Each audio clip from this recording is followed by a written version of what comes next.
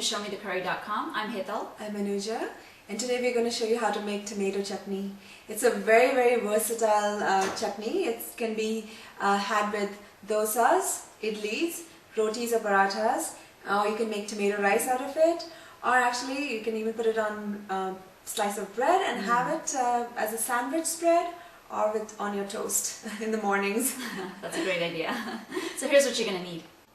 1 tablespoon oil, half teaspoon mustard seeds, 1 teaspoon chana dal, 1 teaspoon urad dal, 1 dry red chili, 1/4 teaspoon turmeric powder, a pinch of asafoetida or hing, 1 teaspoon finely grated ginger, 1 small onion finely chopped, 5 large tomatoes finely chopped, half teaspoon sugar or to taste, green chilies finely chopped to taste, few curry leaves, cilantro finely chopped for garnishing, salt to taste. Okay, for this wonderful tomato chutney, we've got a medium-sized pan on medium heat.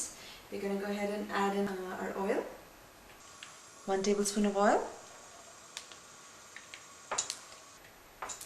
Wait for it to heat up. And it's ready for the mustard seeds.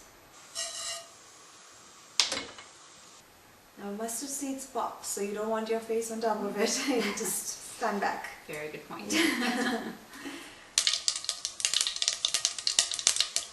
Okay, we're ready for the chana dal. You want to cook them and just give them a 30-second head start. It's ready, right, for the urad dal? Yep. And we have our dry red chili. Just going to break. Now if you want a little less spicy, you can keep the red chili whole. That way the seeds are not all over the place and they don't flavor everything. And we're ready for the curry leaves.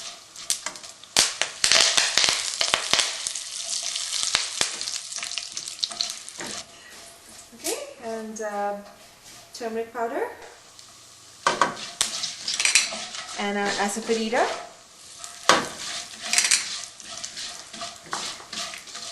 And our ginger,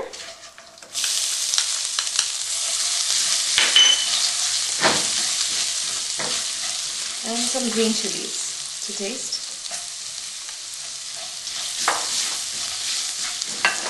and we're ready for the onions.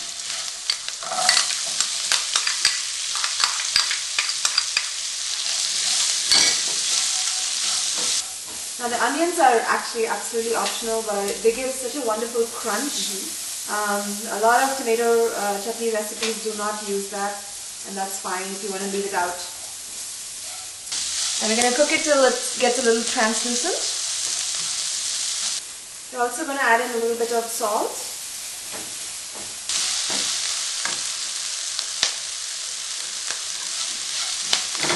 This is going to help the moisture come out of the onions, and that way it cooks a lot faster, and the onions won't brown as fast. You don't want the onions to be brown for this.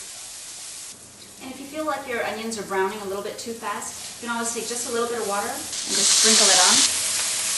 Not a whole lot, but kind of gives it a little bit of moisture and prevents the browning. Actually, this trick is very good for upmas or anything else that you want the onions to be cooked but not browned.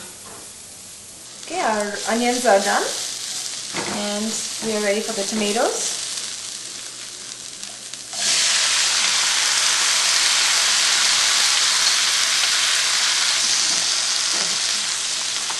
Now we're using fresh tomatoes, but it's perfectly okay to use the canned tomatoes, and in fact it gives a really nice rich red color. Yeah, also it has its sour flavor. Yeah, it's a little bit more on the sour side. And it's wonderful. I'm going to give it a good mix and add in some more salt.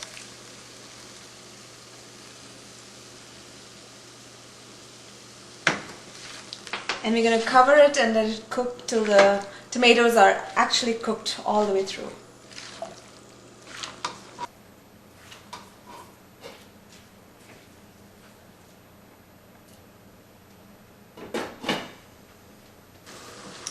Just keep mixing, keep an eye on it and keep mixing it, and while you're doing that, just mash it gently with a spoon.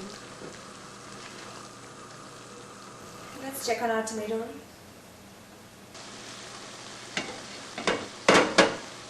Looks pretty much cooked down.